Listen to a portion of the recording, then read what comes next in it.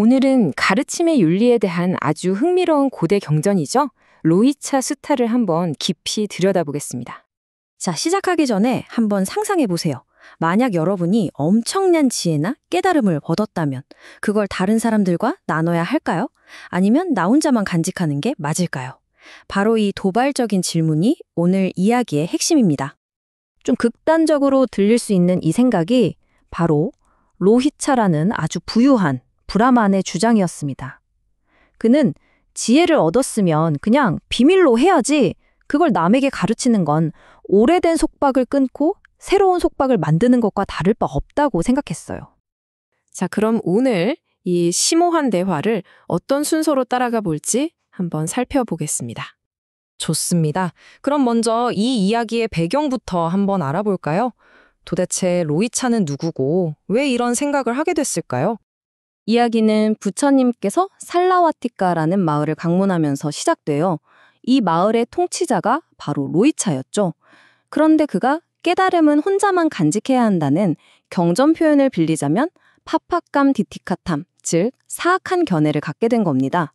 이 소식을 들은 로시카라는 이발사가 걱정이 돼서 부처님께 미리 알려드리면서 아주 흥미로운 철학적 논쟁에 막이 오르게 됩니다. 자, 그럼 부처님은 이 견해에 대해 어떻게 반응하셨을까요? 그냥 그건 틀렸다라고만 하셨을까요? 전혀 그렇지 않습니다.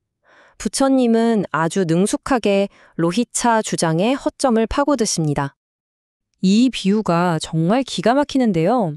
부처님은 이 문제를 지식의 문제가 아니라 책임의 문제로 완전히 틀어버리십니다. 마을의 통치자인 로이차에게 당신이 이 마을에서 나오는 모든 수입을 혼자 다 가지면 그게 옳다고 할 수 있겠느냐?고 묻는 거죠. 지혜를 독점하는 건 통치자가 세금을 독점하는 것과 같다는 거예요. 로이차로서는 뜨끔할 수밖에 없는 비유였겠죠.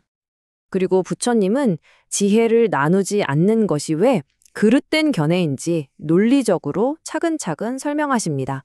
자, 보세요. 첫째, 그건 다른 사람들에게 장애물이 되는 행위다. 둘째, 장애물이 된다는 건 자비심이 없는 거다. 셋째, 자비심이 없다는 건 마음에 적대감이 있다는 뜻이다. 넷째, 바로 그 적대적인 마음이 그릇된 견해, 즉 미차디티의 본질이다. 이렇게요.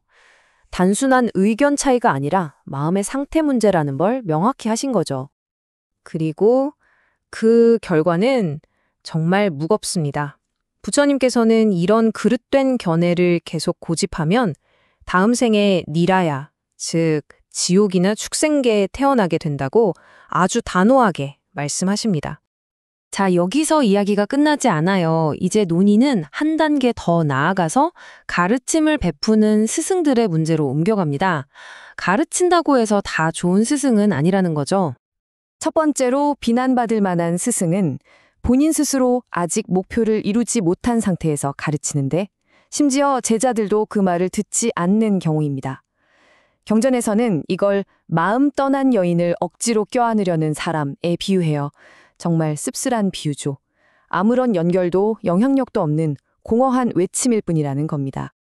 두 번째 유형은 어찌 보면 더 문제적일 수 있어요. 이 스승도 스스로는 깨닫지 못했는데 신기하게도 제자들은 그 가르침을 듣고 잘 따라요. 이건 마치 자기 밭은 잡초투성이로 내버려 두고 남의 밭 김이나 매주는 사람과 같다고 합니다. 다른 사람의 성장은 돕지만 정작 자기 자신은 돌보지 못하는 좀 아이러니한 상황이죠. 세 번째는 좀 안타까운 경우인데요. 이 스승은 스스로 깨달음을 얻었습니다. 그런데 제자들이 말을 안 듣는 거예요. 경전의 비유에 따르면 이 스승은 애써 오랜 속박을 끊어냈더니 제자들이라는 새로운 속박을 만드는 셈이 됩니다. 자유로워졌는데 가르침이 가닿지 않는 무력감에 다시 묶여버리는 거죠. 자, 이렇게 문제 있는 스승들의 유형을 다 듣고 나니까 로이차가 궁금해진 겁니다. 아니, 그럼 제대로 된 스승? 비난에서 자유로운 스승이라는 게 있기는 한 겁니까? 하고 핵심적인 질문을 던지죠. 부처님의 대답은 아주 단호하고 명확했습니다. 그렇다. 비난받을 여지가 없는, 즉 낮조다 나라호한 스승은 분명히 존재한다고 말이죠.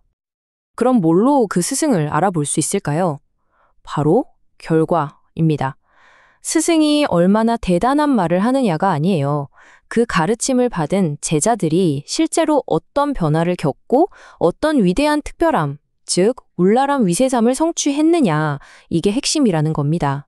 제자들이 괴로움에서 벗어나는 구체적인 경지들을 성취하는 것, 바로 그 결과가 스승의 자격을 증명하는 거죠.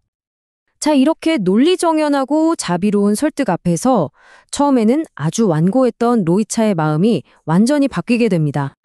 로히차가 자신의 심경을 표현한 이 비유가 정말 인상 깊습니다. 마치 구렁텅이에 빠져 죽을 뻔한 사람을 누군가 머리채를 잡고 끌어올려준 것 같습니다. 제가 바로 당신에 의해 그 구렁텅이에서 끌어올려졌습니다. 자신의 견해가 얼마나 위험한 재앙이었는지를 절실히 깨달은 거죠.